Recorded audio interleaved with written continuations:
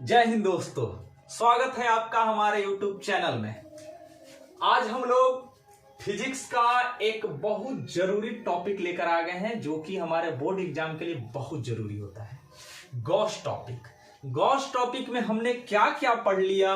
तो Gauss topic में हमने गॉस के प्रमेय को पढ़ लिया। गॉस का प्रमेय क्या था?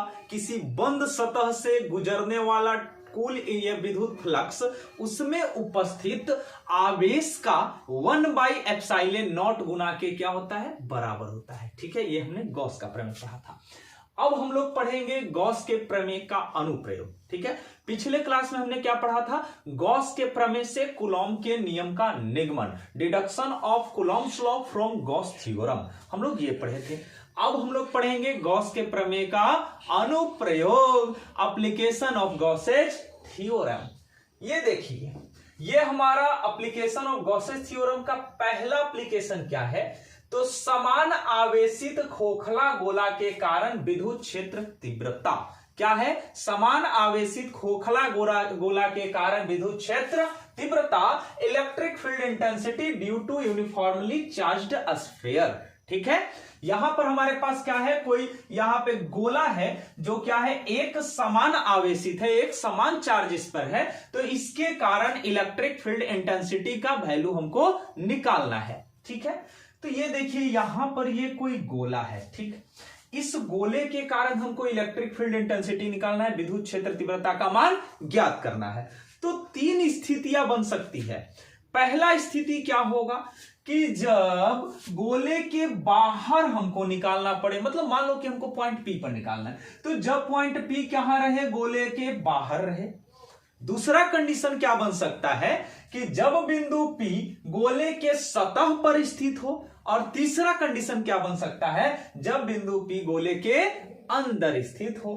कब कब? जब बिंदु P गोले के बाहर हो, पहला कंडीशन, जब बिंदु P गोले के सतह पर स्थित हो, दूसरा कंडीशन, और जब बिंदु P गोले के अंदर स्थित हो, यह हो गया तीसरा कंडीशन। ठीक है, अब यहां देखिए पहला कंडीशन क्या है? जब बिंदु P गोले के बाहर स्थित हो, मतलब बिंदु P जो है वो इस गोले के कहां है? बाहर स्थित है। ठीक, अब मान लेते हैं मेरे भाई कि यहां पर कोई गोला है जिसका सेंटर O है। ठीक है, और इस गोले का त्रिज्या कितना है? कैपिटल R है। कितना है? Capital R। इससे स्मॉल r दूरी पर स्थित बिंदु P पर विद्युत क्षेत्र तीव्रता का मान ज्ञात करना है। किसका मान ज्ञात करना है? विद्युत क्षेत्र तीव्रता का मान ज्ञात करना है। अब हम लोग क्या करते हैं? पॉइंट P अब गोले के बाहर अगर है तो हम लोग क्या करते हैं कि स्मॉल r त्रिज्या के, मतलब जितना दूरी पर आपको निकालना है विद्युत क्षेत्र तीव्रता, उस स्मॉल r त्रिज्या के एक गोलाकार गॉसीय सतह का निर्माण कर लेते हैं। किसका निर्माण करेंगे? गोलाकार गॉसीय सतह का निर्माण कर लेंगे। मतलब ये गोला है तो गोला को हमको क्या कर देना है बाबू? ढक देना है। तो किससे ढकेंगे हम लोग? गोला से ही ढकेंगे। तो ये गॉसीय सतह का हमने निर्माण कर दिया। ठीक है, अब ये एप्लीकेशन किसका चल रहा है? तो एप्लीकेशन तो गॉस के प्रमेय का है। तो किससे हम लोग चलेंगे? तो गॉस के प्रमेय से ही चलेंगे। तो यहां क्या लिखेंगे? गॉस के प्रमेय से, गॉस के प्रमेय से। ठीक, फ्रॉम गॉसेस थ्योरम क्या पढ़े थे हमने?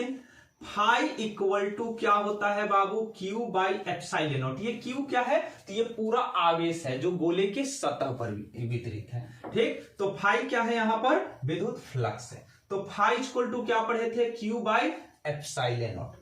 अब फाई का वैल्यू कितना होता है गॉस के प्रमेय में? तो गॉस के प्रमेय में कुल विद्युत फ्लक्स में हमने क्या पढ़ा था? इंटीग्रेशन, यहां क्या था? Vector E dot vector ds equal to Q by epsilon naught. फिर क्या पढ़े थे कि अगर दोनों पर से वेक्टर को हटा दिया जाए तो ये डॉट प्रोडक्ट है मेरे भाई। तो अब यहां से वेक्टर हटाया जाएगा तो यहां क्या आएगा? कॉस थीटा आएगा। तो यहां से क्या हो गया? Integration E ds cos theta equal to Q by epsilon naught. Theta का वैल्यू कितना है? तो थीटा का वैल्यू होता है E और ds के बीच का कोण। तो यहां पर देखिए पॉइंट P पर ई मतलब विद्युत क्षेत्र की दिशा भी इसी लाइन पर है और एरिया वेक्टर की भी दिशा इसी लाइन पर है, मतलब दोनों का यहां समान लाइन पर है, इसलिए यहां दोनों के बीच का कोण कितना हो जाएगा 0 डिग्री। तो थीटा इक्वल टू कितना 0 डिग्री। अब यहां से आएंगे तो E ds cos theta equal to Q by epsilon naught है, तो यहां से क्या हो जाएगा ई, फिर क्या है ds और cos कितना डिग्री हो गया 0 degree equal to Q by epsilon naught, Q by epsilon naught.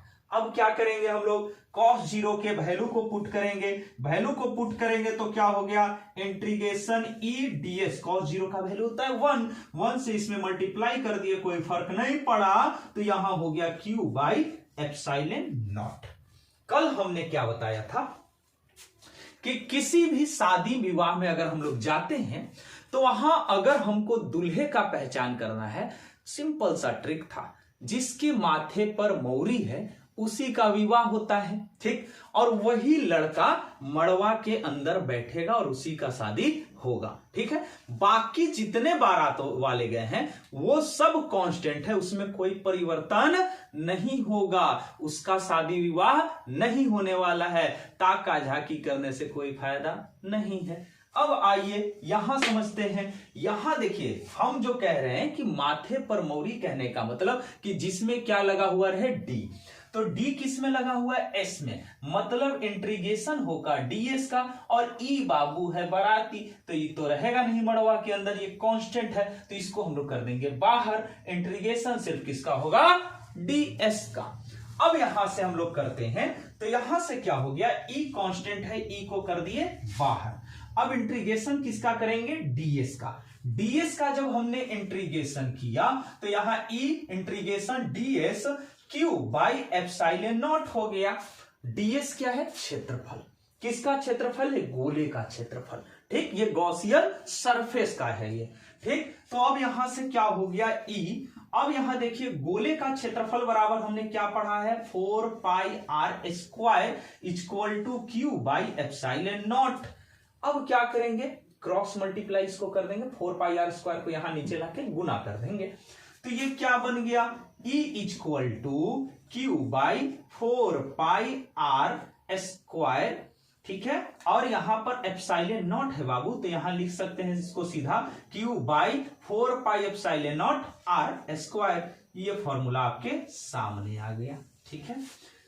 अब क्या है इसी को अगर वेक्टर फॉर्म में लिखे सदिश रूप में, किस रूप में सदिश रूप में वेक्टर फॉर्म, तो वेक्टर फॉर्म इसका क्या होगा vector E equal to Q by 4 pi epsilon naught R square, और आर का क्या हो जाएगा कैप, आर का क्या हो जाएगा कैप, ठीक है। बिल्कुल आसान से तरीके में मैं बता रहा हूं, इसको ज्यादा डिटेल में मैं खींच के लोचा नहीं करना चाह रहा हूं इसको, ताकि आपके पास समय बहुत कम है और कम से कम समय में आप सारे के सारे डेरिवेशन,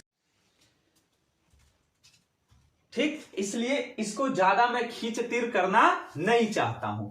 अब देखिए दोस्तों, ये रहा आपका गॉस के प्रमेय का पहला अनुप्रयोग की पहली स्थिति। पहली स्थिति क्या हो गया कि जब बिंदु P गोले के कहां है बाहर स्थित है, तब की ये स्थिति है। अब क्या है कि अब यहां दूसरी स्थिति की बात होती है, तो दूसरा स्थिति यहां पर क्या है, तो दूसरे स्थिति में है कि बिंदु P कहां जाएगा गोले के सतह पर, बिंदु P जो है वो कहां जाएगा गोले के सतह पर आ जाएगा।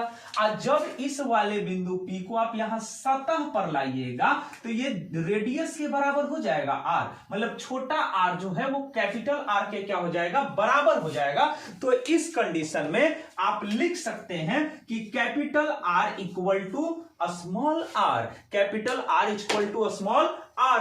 अब कुछ नहीं ज्यादा करना है, इस वाले फॉर्मूले में सिर्फ स्मॉल r के जगह पे आपको क्या कर देना है कैपिटल R कर देना है, क्या कर देना है कैपिटल R।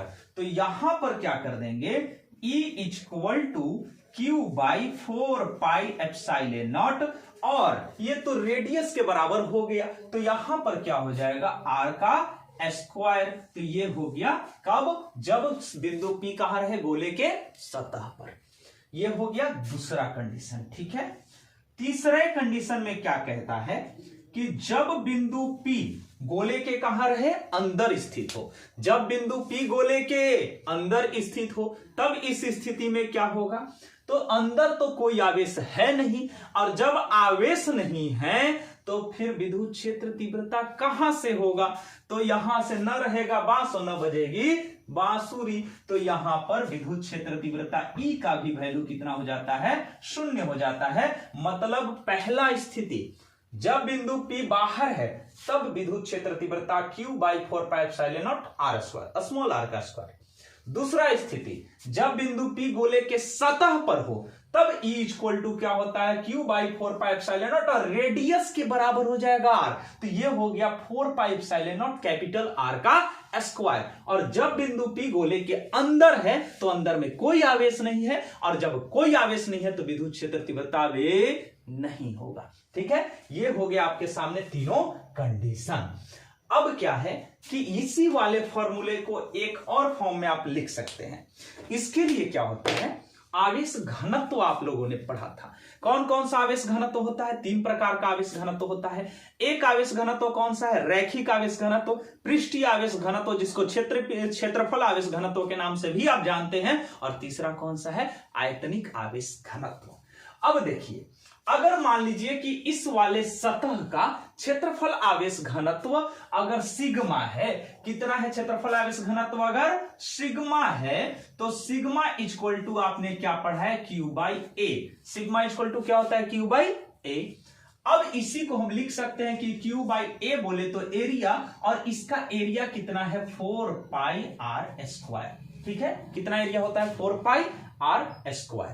अब हम लोग क्या करेंगे कि अगर हमको Q इक्वल टू लिखना है तो Q इक्वल टू लिखना है तो क्या कर देंगे, तो ये वाला पूरा इसमें आके मल्टीप्लाई हो जाएगा, तो ये हो गया सिग्मा इंटू 4πr²। ठीक है, अब इसी वाले वैल्यू को यहां पर जब हम लोग पुट करेंगे तो क्या होगा, देखिए E इक्वल टू यहां Q के जगह क्या लिखेंगे, सिग्मा इंटू 4πr²। अब पूरा के बटा में क्या है बाबू, 4πε0 स्मॉल r², 4πε0 स्मॉल r का स्क्वायर। 4π से 4π तो हो गया कैंसिल, कैंसिल हो गया तो E इक्वल टू क्या आ गया formula, sigma into r²/ε0 into r²। ये भी फॉर्मूला आता है। ठीक है,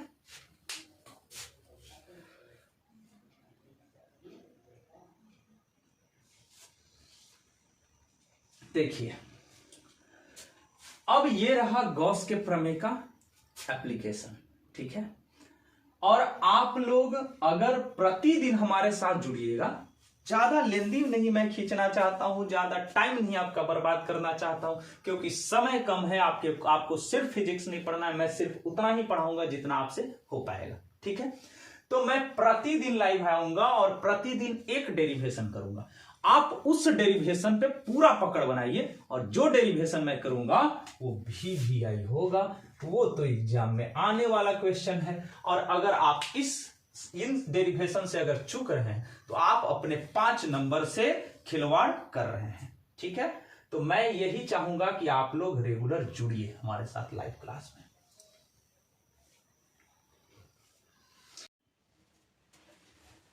समझे मेरे भाई?